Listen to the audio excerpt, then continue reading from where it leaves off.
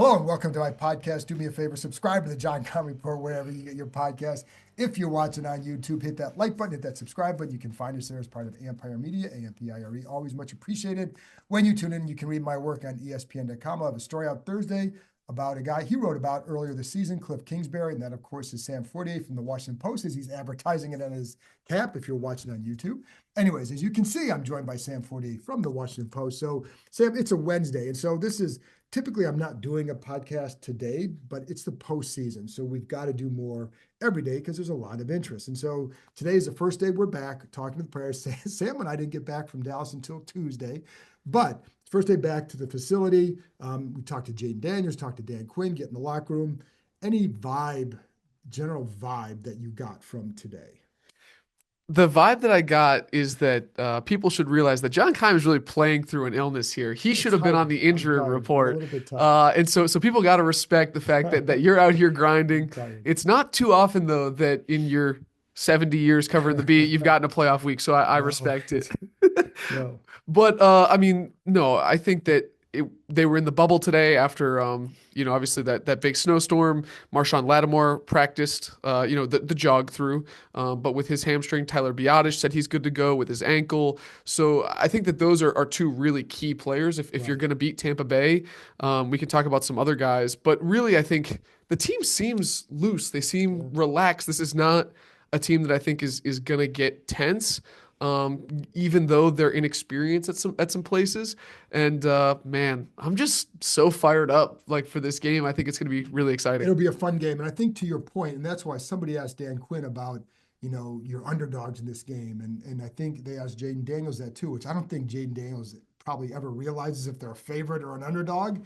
But Dan Quinn, I thought he's kind of interesting on that. And just said basically our guy's going to show up and fight.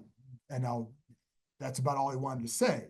So, but what did you take from just talking to him and he's been through this? I mean, he can help with that, but it doesn't seem like the approach for him. All right, there's a funny story at that. You want to share it? What he talked about, what he told the team in the meeting? Oh yeah, he said he showed up. I think it was to a coaches meeting or a players meeting, and he said, "Hey guys, we're gonna change up the schedule. We're gonna start practicing at night." Ha ha ha. Is this a family friendly podcast? Can I say what he said? You can say it. Okay, he said. When people started looking at him funny, he was like, "Nah, I'm just bullshitting." So I think that humor like that, and really during the press conference, I thought he was the same way. He was very relaxed. He was introspective. He seems to be enjoying the ride is maybe the right way to put it.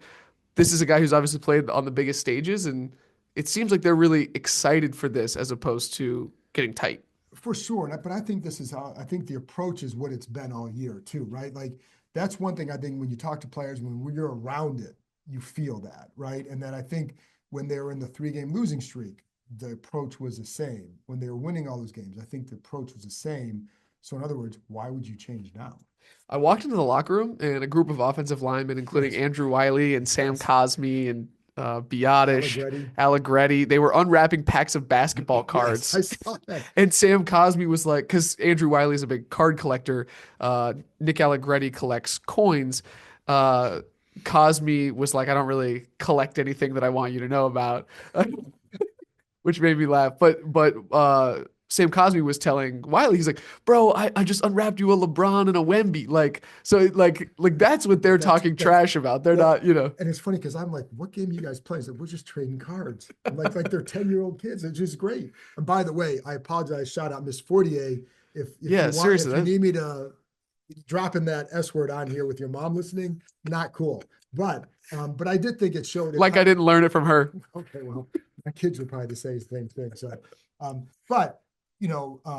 but to your point though, it was an example of business as usual. This is not, they're not, and the funny thing is they're a new team. They're not necessarily a young team per se. They have enough of those vets to know how do you handle this? Well, you go about your business. Bobby Wagner's not coming in there and people are asking Jane, what is Bobby Wagner telling you guys? Well, there's really nothing. You just do it the same way.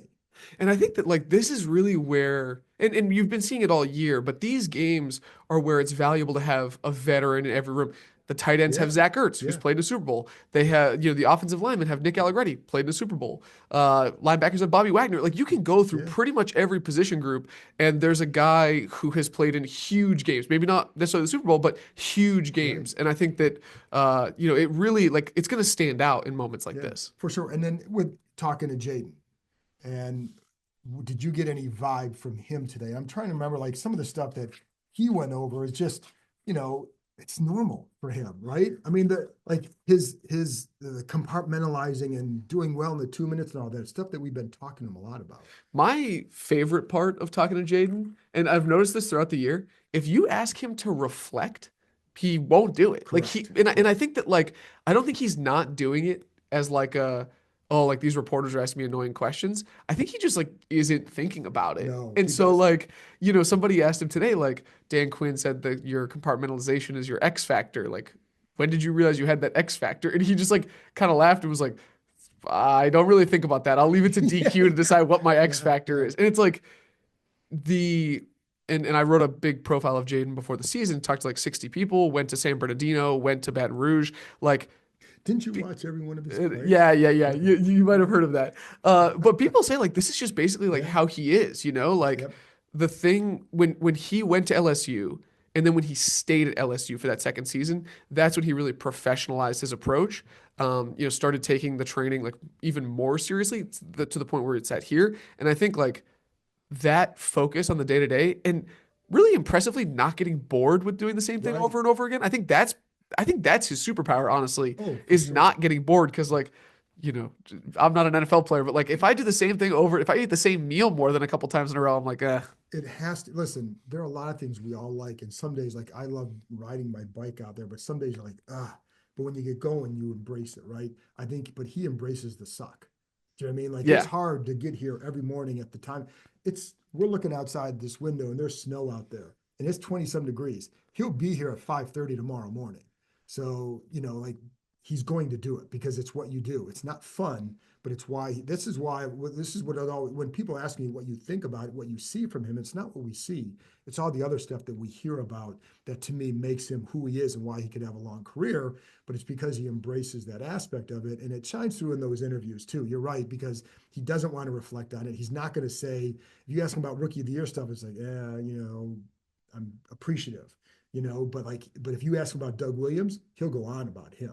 Yeah, right. And I think that there's some players where like in the past when we talk to people, they'll like performatively say, "Oh, I don't look at social media," or "Oh, I ignore the noise," blah blah blah, and they don't actually mean it because you see them because responding they to are Instagram comments correct. about fans who are like saying they played the wrong leverage when they are like, "Oh, I didn't," but Jayden but he doesn't performatively say, "Oh, I don't see that." He's like, "Yeah, like I see some of the stuff like Yeah, people talk about," but it's just like it's not that he doesn't care. It's just like okay, like that's what it is. You're gonna say what you're gonna say. I'm gonna do what I'm gonna do. And like that doesn't really affect each other. And I think that like that's a big part of it. it is, and I think it also speaks to why he's doing this. He's not doing it for that. It's like that's fine. I don't think that he gets caught up in what he's doing or who he is. And it goes back to the spring when someone asked him about being a star quarterback. It's like I haven't done anything yet. You know what I mean? Like he understands who he is. I also have always said I think he understands his role here, which could be to be a superstar. But he understands that it's not like he's saying I am this. It's like, well, if that's what it takes, if that's what I need to be, that's what I'll be.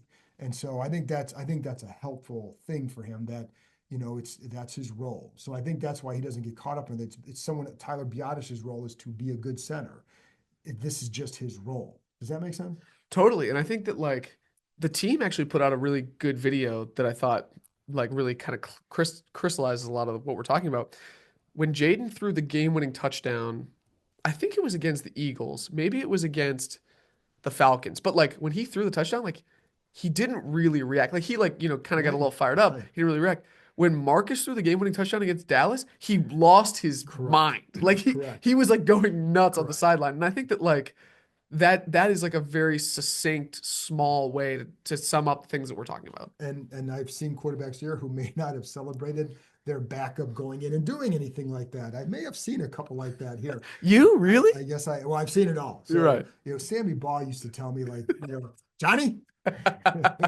So, but it is, but I do think I think, to be honest, his superpower is exactly what we're talking about, because like it allows him to stay grounded and not get caught up in the, hey, I just did this, whatever it may be. And he talks about that with, if you throw an interception, there's nothing you can do about it. So go get him the next play.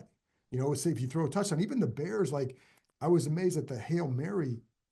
Took him a minute to realize, like, oh, I can go celebrate. Do you know what I mean? Like it's a superpower. Yeah, and I think that like the low heartbeat we talk about like every quarterback says stuff like that. Like that's why I was like not skeptical coming into the season. Well, yeah, skeptical. Like because we've heard it so many times from so many guys. Like when you go to the Senior Bowl, when you like talk, when you see these kids do interviews at Elite 11, like the quarterback pipeline is full of dudes who say stuff like Oh that. yeah, But the gap between saying it and doing it is so difficult and so thin. And so to like actually see someone put that into action day after day, the consistency, that's one of the things I thought that Dan Quinn talked about. Like during the pre-draft process, you hear a bunch of nice, good right, things about guys. But he was like, he didn't realize that Jayden compartmentalized until he saw him do it every day. Because like right, that's the only way that you can right, prove to someone that you're doing it. yeah, You and me when we do our jobs, right. anyone else, like, are you about it or are you just talking Right. about it? No, and I think that's a great point, because like there were a lot of things that they knew about him from watching the film, but it's why you have to spend time with him and talk to people. But there are certain things that you're not going to really be able to understand until you're around it. And just like, because again, I can tell you, I never trusted people who always told me what they did. If you have to, like in college, there'd be guys who'd say, "Hey, I'm a really good basketball player." I'm like, "The hell you are," because if you were, you wouldn't tell me. But you know who scared me? The guys who'd say, like, "Yeah, I play a little." Those guys scared the hell out of me because you knew they could play. The guy who's telling me how good he is, nah, right? Am I No, right? no, absolutely. And I think that like one of the reasons I'm so excited about this game is because Jayden had, I think, 33 dropbacks in the first game. Mhm. He got blitzed 16 times. Yeah, And Todd Bowles was bringing it even when they were up, huge at the yeah, end of the game. And so like to me, all of the work that Jayden's done, all of the experience he's had, I don't think he's going to rely on his legs as much, although you could say like situationally maybe he will considering the pieces around him right now and how the run game is producing or not producing. But to me, it's just as much like this is such a good marker of how much he's grown and yeah. how much he can address. And Tyler Biotish playing is, I think, going to be a huge deal No doubt. in that regard. But it's just it's you so seldom get a chance to face the same team at the end of a road like this where you get such a clear measuring stick for growth. And the funny thing is, like all year I've said he never looked like a rookie. And then I went back and watched the first game. I thought, oh, he looks compared to now. At the time, I didn't think it as much. And then you go back and watch, and you're seeing his game differently because you've seen how it evolved. And like, oh, he did look like a rookie in some of these situations where not that he didn't look bad. He just looked like, okay, you've changed this. Keeping your eyes upfield, you've changed that, right? There are different things that you get rid of the ball quicker here. And so I think like I'm curious to see like all those changes and how they are implemented into this game. And because yeah, that was the first time I'm telling you, like yesterday when I went back and watched, or today, it's like, okay, he did look like a rookie at times. But the fact that we didn't know at the time is pretty good on him. And the fact that I'm saying it now to me shows how much he's grown. The number one thing that I'm looking at is his downfield targets in this Yeah. game because early on, Cliff, to his credit, did a great job of having him throw short, quick Yeah. passes to, kind of get him in a rhythm, to help him acclimate to the speed of the game. And Tampa Bay secondary, when you look at it on film, there are places to exploit, but that just was not where they were in their progression at that point of taking those downfield Correct. shots and connecting on those downfield shots. And so I think really the first time you saw it was in that first or second quarter against Cincinnati where Yep. they hit the deep shot to Terry. So to me, it's what does this offense look like given their constraints, but with Jayden being where he's at and them being able to go more vertical? I think that's a good point. There was one shot that he missed to Terry in that game. Mm-hmm. Then there were several, and I'm going to talk about this in my Saturday thing, the 5 things I think, whatever. But Wow, you're getting a free preview, the people. free plug. But one little nugget is like when he was running out of the pocket, his eyes immediately went down, and there were probably 3 plays at least, where of the 7 scrambles, you say if you're now that your eyes are up, you either keep it alive so someone's not sure, or you're hitting those plays. And so like there are those chances I think will be available, but that's just another evolution of his game that they've talked about since then. and it's pronounced when you go back and watch it. And so, like, I think that's a thing too that really jumps out. So the chance for big plays is definitely going to be there. And if you can, I think the good thing for them is they've seen this style of defense a few times this year. So this is not a shock for him anymore, not a shock for them anymore. So I think, I'd be curious to see how they defend him differently if they do, or how they try to do things differently.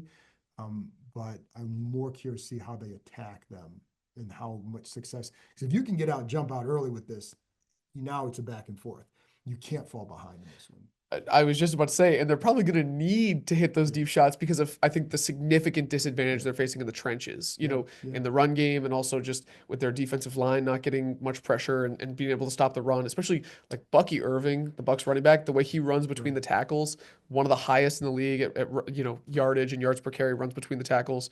He just changes their offense. And I thought Dan Quinn actually made a really good point on Monday. Like, this Bucks offense is balanced. It's really balanced. And Baker has scrambled more in his career this year than he ever has. And he's like having more success doing it. I think we're really seeing the best version of Baker Mayfield that we've ever seen. For sure. And I think that's where getting Lattimore back, not just getting him back, getting him, if he's healthy and can stay the whole game, makes them different. Because again, another big change from that game is, my goodness, the secondary is so much better than it was then. I mean, I'm watching, Emmanuel Forbes is out there starting in that game. And there were and Sam still played like a rookie. And St. Juste, actually, of that group, he gave up 2 touchdowns to Evans, but one was almost perfect coverage, and it's Mike Evans. But now you have a guy who can match up with him. But I think it's also the other guys that Sam still is just better. Igbenogany is playing better than what, certainly better than what Forbes was at that time. So that it's strength in there as long as Lattimore is healthy.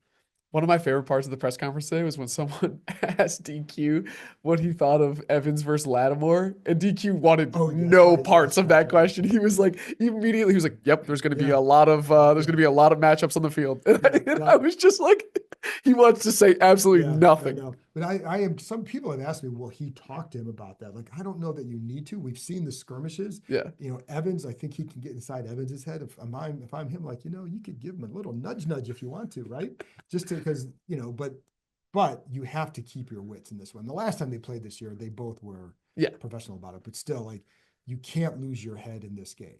There can't be one of those brawls that show up on the TikTok edits. That's for sure. Yeah, you can't do that but again, if you can kind of get Evans under your breath, maybe he takes a swing at you, that's what you want.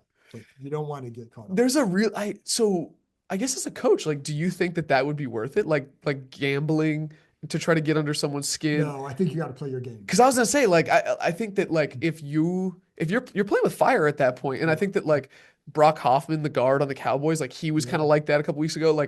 I just wonder, if it's a part of your play style, you need to do it. But we saw, with Nick Gates when he was here, I'm just trying to think of guys that are kind of in that vein. There's a very fine line between trying to get under someone's skin and then losing your own head. And Nick Gates crossed that line a few times, and it's you may think you're not, but the refs are. And so it just takes one crew. I think what you do is you compete, you play physical, you play your style. And if he does something, that's fine. You can't retaliate. And that's the key. And you can get under his skin. You can talk all you want if that's how you play, but you got to stay true to that. But you cannot cost the team, especially one where you're still relatively new, since you haven't played a whole lot. And I would hope that they understand the stakes, that he understands the stakes and doesn't do that. But if you play hard and physical and get under his skin by doing that, that's great.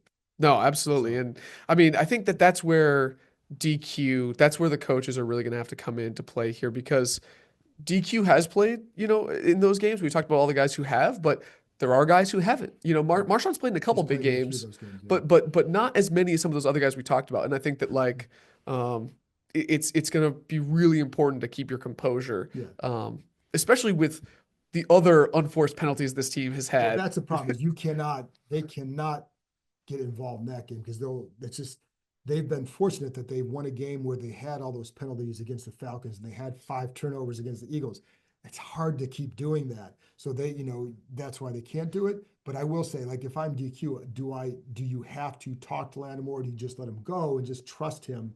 And I think you probably trust that he knows, and you bring it up in a meeting in a general way so guys get the message without having to single him out. Because one thing he's been really good at is letting guys be who they are. Right. And you don't want to take that away, but you also, it's the 15 yarders that you cannot have. You just Well, can't. I would even say like the 5, 10 yarders, on offense in Yeah, particular. those are I killers. think that those are really hard for them because they have no run game right Correct. now, Right. and you're not able to stay ahead of the sticks and get into kind of some of the things that you want to do. So, I asked DQ about that, like, what if your run game isn't successful? How can you stay ahead of the sticks? And immediately he was like, RPOs, quick Correct. game, Right. like those are extensions of the run game, and they're going to be really important for this offense, I think, because they're going to struggle to run the ball. And Cliff Kingsbury said, I asked him a couple weeks ago, like, can you consistently win if you don't have a running back run game? And I was surprised that he was like, yes, if, Yeah. as long as number 5 is healthy. And it's true, we've seen it, but it just makes the margin for error much thinner. I think it's also hard for because we haven't seen this, right?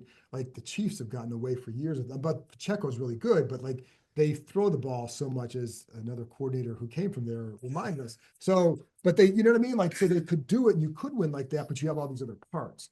And I think so with Jayden, because he can run, he can be part of that, but it is the incorporating RPO is run pass option. So it could be a run, it could be a pass. I mean, the zone read, you get that out there, but the bubbles, the screens, those little curls, the flat curl routes, combos are a big thing for them, and they're often there. So like that's an extension of all that. So if you can have success with that, at least because the big thing is on first down, stay ahead of the chains. One of the most impressive things to me in the last couple weeks has been not just Jayden's effectiveness and efficiency, but his effectiveness and efficiency at the volume they're asking him to do it. Yes. After the Atlanta game, he had 48 dropbacks, which Yeah. was a career high, and he still was able to maintain his level of play. And I think that obviously, you're building up to that as a rookie, and I'm sure that the late buy helps. But 48 dropbacks Yeah. mentally on a quarterback, like that's hard. I think that's the thing they talk about with Justin Herbert in LA. Like they just asked him to win on hard mode, true drop back, no motion, no play action, just like go empty and win. Like that's incredibly difficult. And so for Jayden to be doing that as much as he is, and as much as he may have to in this game, that's something that I'm really interested in watching because he's checked every box so far. But can you do it on the bigger stage against the better opponent? You just want to see it. And it's funny because I remember when they started having these injuries, I even asked, I think it was Quinn, like, and I don't know if I kind of fumbled the way I asked it, but the point was the development of his game coincided with them needing more from him.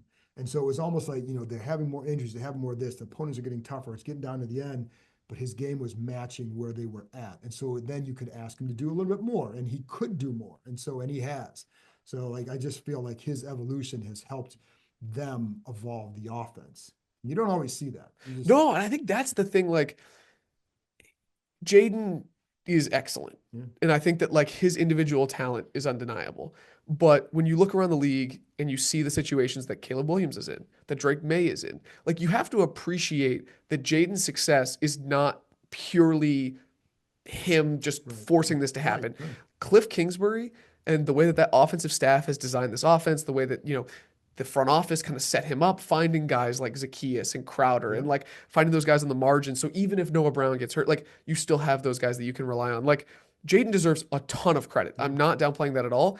But the situation that they have created here It's great. is truly superlative. And I think you can go to Mariota for that too, and Tavita Pritchard and Dave Blah. I mean, like it's across the board. And when he was drafted, I'm sure you talked to the same people where it's like he really liked the situation here. And I heard that early in the spring, how much he liked Mariota, for example. But I do think the offense, like they're getting production from Zacchaeus. And like, not that he's a bad receiver, but he didn't do it. Nobody, he didn't come in here. No, when he came here, nobody's thinking he's going to get 45, 50 passes. I didn't know if he was going to make the team out of camp. Right, exactly. You didn't know. And Crowder, like he's a guy that teams have, passed on for a couple of years, and he's been productive when they've asked him to be.